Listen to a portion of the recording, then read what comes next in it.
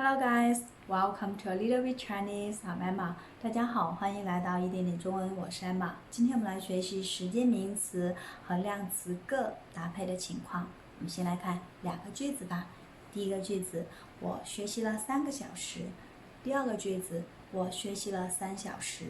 第一个句子呢有个，第二个句子呢没有个，所以这两个句子哪个是正确的呢？好好想一下哦。好，让我们来揭晓答案吧。其实这两个句子都是正确的。这是我们口语常用的说法，3个小时、3小时都没有错。那我们再来看另外两个句子。第一个句子，我学习了3天。第二个句子，我学习了3个天。哪个是正确的呢？是不是都正确呀？好好想一下哦。让我们来公布答案吧。我学习了3个天是不正确的哦。正确的说法是我学习了3天。那你们一定会奇怪，为什么我们可以说3个小时、3小时，却不能说3个天呢？因为在汉语里面，时间名词和量词个的搭配比较复杂。我们可以说3年，但是不能说3个年。我们可以说1个白天，却不能说1白天。那你们一定会问，那怎么办呢？我怎么知道什么时候用个，什么时候不用个？这里呢，我给大家献上一张表格。这张表格会教大家如何用时间名词和量词个进行搭配。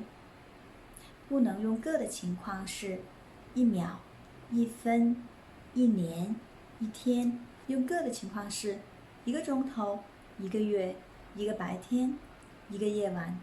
可以用个，也可以不用个的情况。1个星期、1星期、1个小时、1小时。都学会了吗？一定要记住这个表格哦。好了，我们再来看另外3个时间名词：上午、下午、晚上。在说上午、下午、晚上的时候，我们需不需要加个呢？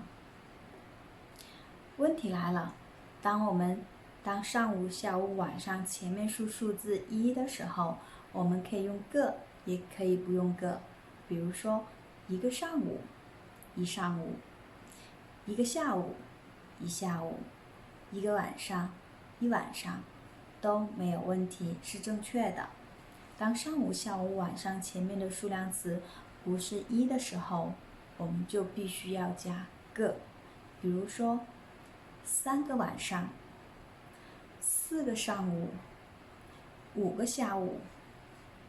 我们不能说3晚上、4上午、5下午。好了，今天就到这里哦，大家都学会了吗？我给大家留一个问题，当时间名词是季节的时候，比如说春天、夏天、秋天、冬天的时候，我们需不需要加个呢？又应该怎么说呢？好好想一下哦。